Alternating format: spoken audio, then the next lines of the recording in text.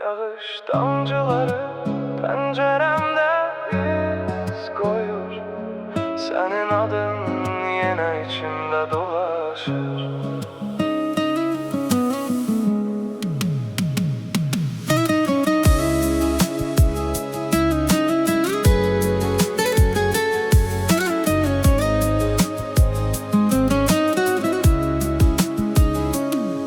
Yağış damcıları penceremde iz koyur. Senin adın yine içimde dolaşır. Küçeler yorgun, ışıklar solgun. Adımlarım sensiz itib yolun. Bir vaxt elini bırakmazdım hiç. İndi xatirənlə danışıram geç. Saatlar geçir ama donup zaman. Sensiz her saniye ağır imtihan. Dodağımda kalan yarım sözler. Değilmemiş sevgi içimde gizler.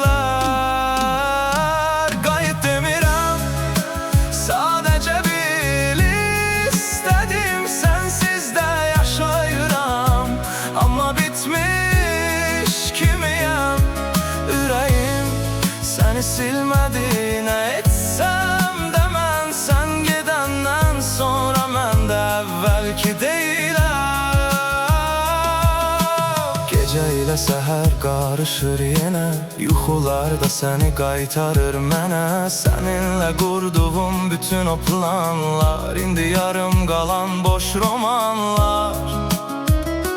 Səhvimi anlayıp geciktim belki. Gürurumu duzdu bu sakit döyüşte. Seni itirmeyen ağır ceza. İndi özüme belə yadam biraz. Qayıt demirəm, sadece bil istedim. Sensiz de yaşayıram, ama bitmiş kimiyem.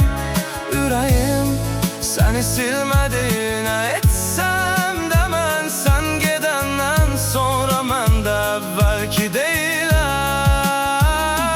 Qayıt demirəm, sadece bil istedim. Sensiz de yaşayıram, ama bitmiş kimiyem.